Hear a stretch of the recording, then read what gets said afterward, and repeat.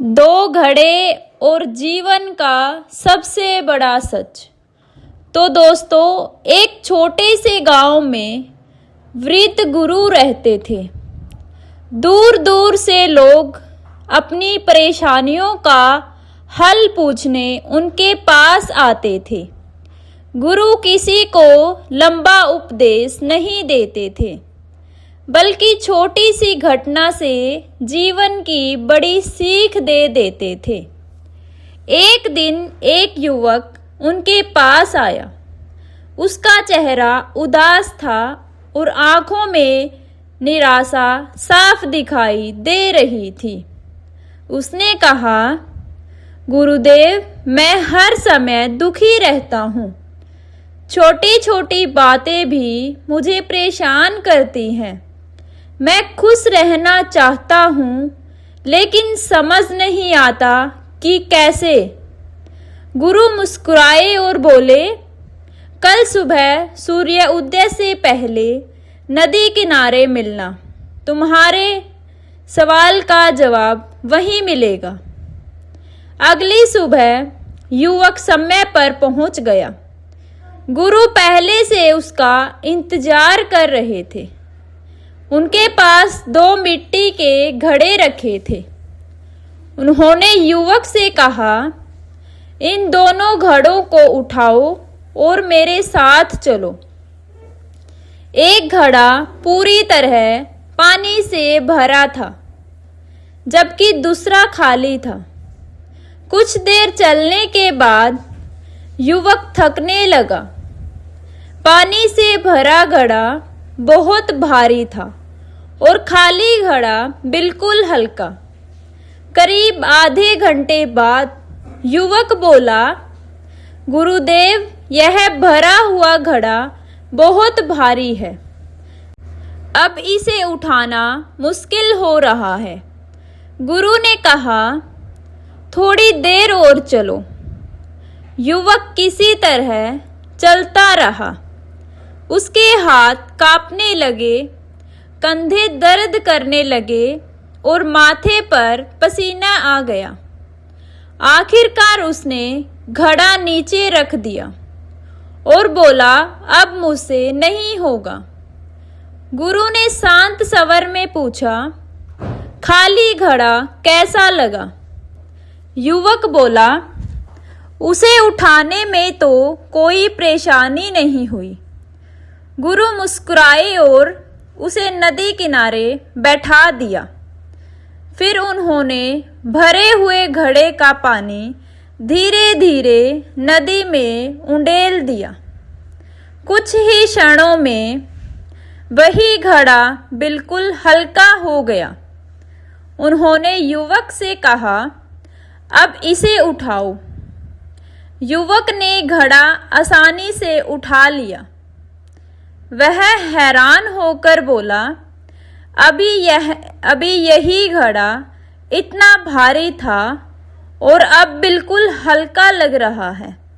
गुरु बोले, बेटा, घड़ा नहीं बदला, केवल उसके भीतर का बोझ कम हुआ है। युवक ध्यान से सुनने लगा। गुरु आगे बोले, मनुष्य का मन भी इसी घड़े की तरह होता है। जब उसमें पुरानी बातें, अपमान, क्रोध, ईर्ष्या, पछतावा और डर भर जाता है, तब जीवन का हर कदम भारी लगने लगता है। युवक ने पूछा, लेकिन गुरुदेव, इन बातों को भूलना इतना आसान नहीं होता। गुरु ने नदी की ओर इशारा करते हुए कहा, क्या तुमने देखा? नदी हर पल बहती रहती है। अगर नदी पुराने पानी को पकड़कर बैठ जाए तो वह सड़ जाएगी, उसकी सुंदरता खत्म हो जाएगी। इसलिए वह हर पल आगे बढ़ती रहती है। युवक चुप था।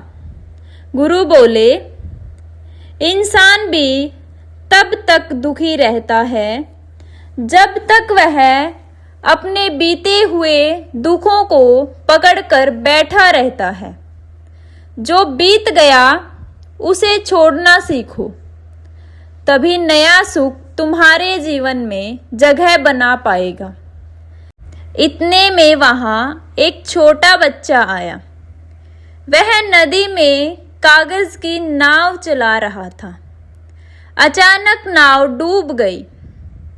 युवक ने सोचा कि बच्चा रोएगा, लेकिन बच्चा मुस्कुराया, दूसरी नाव बनाई और फिर से पानी में छोड़ दी।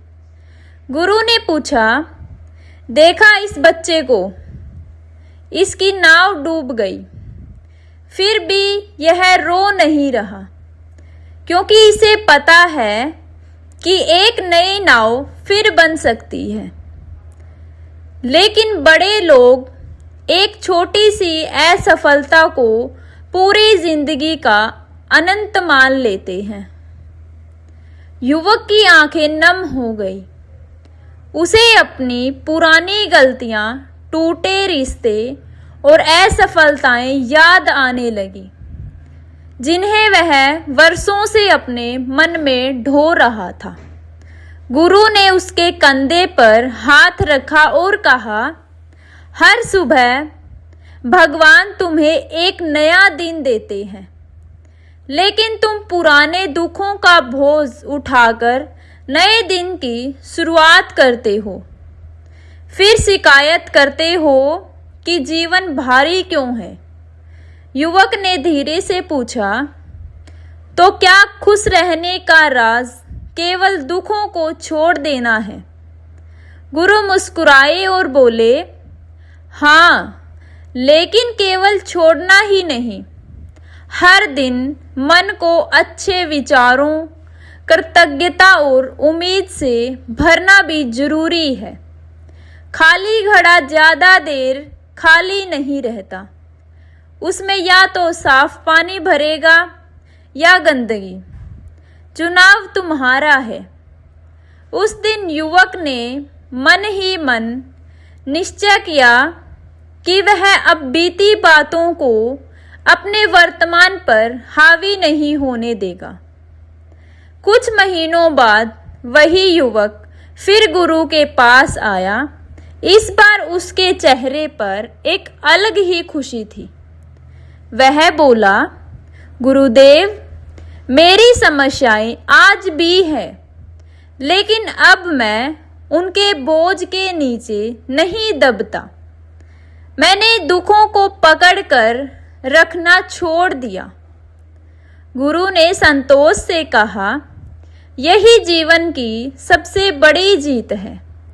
परिस्थितियां हमेशा तुम्हारे अनुसार नहीं होगी, लेकिन तुम्हारा मन कैसा रहेगा, यह निर्णय हमेशा तुम्हारे हाथ में होगा। तो दोस्तों, इस कहानी से हमें सीख मिलती है कि जीवन का सबसे बड़ा बोझ हमारी परिस्थितियां नहीं, बल्कि उन्हें मन में हमेशा ढोते रहने की आदत होती है। जो बीती बातों को छोड़कर वर्तमान में जीना सीख लेते हैं, वही सच्चे अर्थों में खुश रहना सीख जाते हैं। तो दोस्तों, आपको ये कहानी कैसी लगी कमेंट करके ज़रूर बताना और मेरे चैनल को सब्सक्राइब ज़रूर कर लेना।